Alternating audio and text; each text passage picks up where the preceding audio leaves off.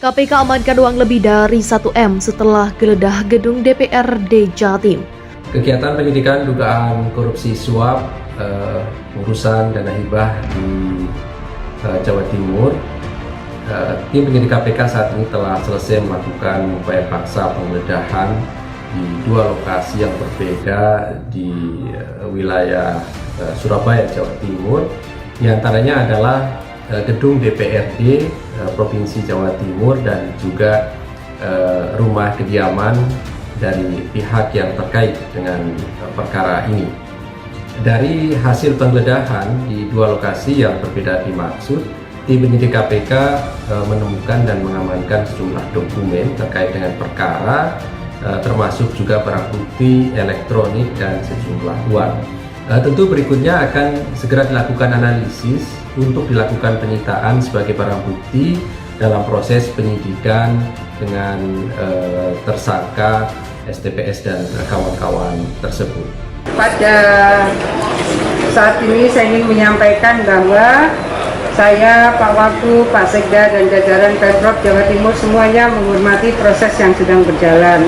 Dan kami semua, jajaran Pemprov Jawa Timur, siap untuk membantu mendukung data jika dibutuhkan oleh KPK.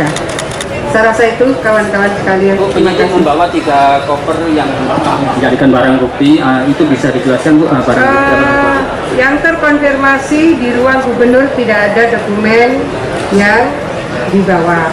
Di ruang Wagub tidak ada dokumen yang dibawa.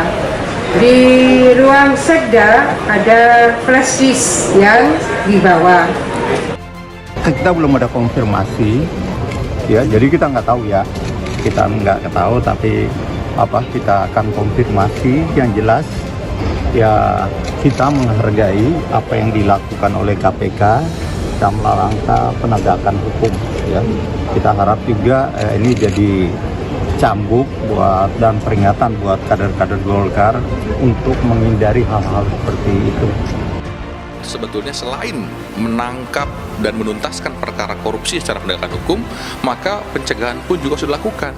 Bagaimana caranya agar dana hibah ini yang sangat rentan itu bisa dicegah untuk tidak dikorupsi.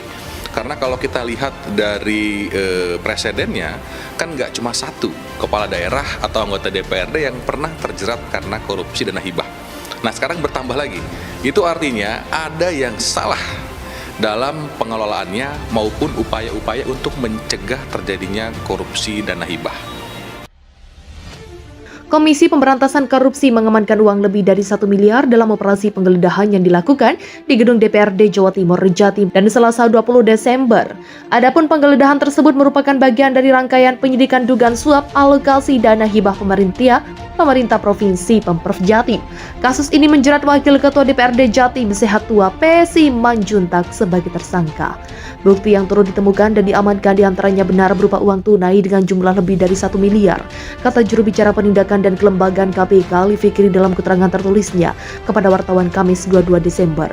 Berdasarkan keterangan KPK sebelumnya, penggeledahan pada hari Senin dilakukan di ruang kerja Ketua dan Wakil Ketua DPRD Jatim.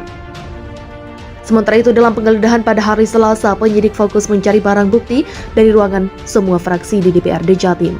Ali menuturkan uang yang diamankan penyidik diduga masih berkaitan dengan perkara Sehat Tua P. Simanjuntak.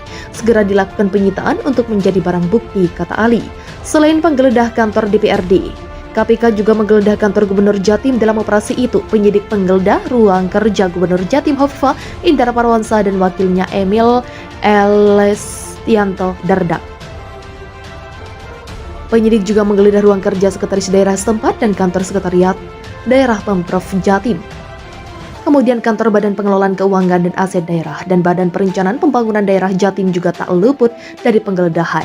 Dari kegiatan penggeledahan tersebut ditemukan dan diamankan antara lain berbagai dokumen penyusunan anggaran APBD dan juga bukti elektronik yang diduga memiliki kaitan erat dengan perkara. Kata Ali dalam keterangan tertulisnya kepada wartawan Kamis 22 Desember.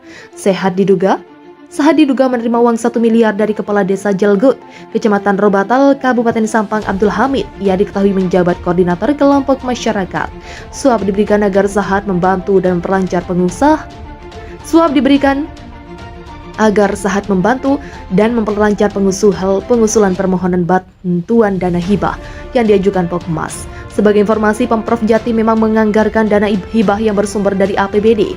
Anggaran tahun 2020 dan 2021 dana hibah tersebut mencapai 7,8 triliun.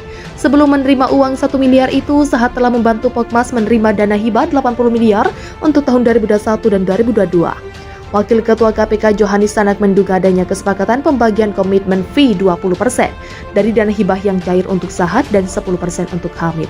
Lebih lanjut, agar usulan permohonan dana hibah Pokmas kembali bantu, Sahat dan Hamid bersepakat menyerahkan uang ijon Rp2 lainnya akan dibayarkan pada Jumat 16 Desember, namun pembayaran itu urung karena mereka terjaring OTT. Sisa 1 miliar yang dijanjikan tersangka Abdul Hamid akan diberikan pada Jangan menangis, Jenderal. Hari ini, rakyatmu kembali hidup dalam penjajahan. Tapi bukan oleh bangsa Belanda dan Jepang, tapi oleh bangsamu sendiri yang khianat dan jadi penjilat para cukong dan asing. Rakyatmu hari ini berjuang hanya bermodalkan semangat, teriakan, dan lemparan batu dari tangan-tangan yang seharusnya masih digunakan untuk belajar di bangku sekolah, mengetik di bangku kuliah, dan mengais rejeki di pabrik, ladang dan sawah untuk anak istri mereka. Banyak tangan-tangan kekar yang berseragam gagah di negeri ini, Jenderal. Namun, hari ini justru tangan-tangan kekar itu yang memukuli kami dengan pentungan dan tembakan gas air mata. Banyak pemikir hebat dan orasi ulung berdasi parlente di negeri ini. Tapi pikiran mereka yang justru buat kami sengsara. Izin melaporkan, Jenderal, hari ini juga banyak yang mengaku pemimpin, yang merakyat, sederhana, para jagoan, para jawara, orang-orang hebat. Tapi hari ini semuanya bungkam. Atau justru mereka pelaku dan penikmat semua petaka hari ini? Hapus air matamu, Jenderal. Kami tahu kamu pasti sedih. Negara yang kamu perjuangkan bersama ribuan para syuhada puluhan tahun yang lalu, hari ini kembali jatuh ke dalam lubang hitam penjajahan. Era penjajahan baru sudah dimulai. Hak kami dijajah. Masa depan kami dijarah.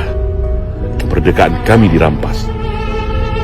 Tapi tidak melalui senjata dan agresi militer, melainkan melalui halusinasi manis dan indah bernama reformasi. Ternyata semua hanya tipu daya, pintu masuk bagi neokolonialisasi bangsa asing dan cukong di negeri ini. Aturan hukum dibuat hanya untuk alat penjajahan, untuk alat kekuasaan, untuk alat penjarahan, dan alat intimidasi. Tapi percayalah, Jenderal, kami tidak akan menyerah. Kami tidak akan mundur. Kami akan terus berjuang sampai titik darah penghabisan. Biarkan para prajuritmu tidur lelap dan nyenyak.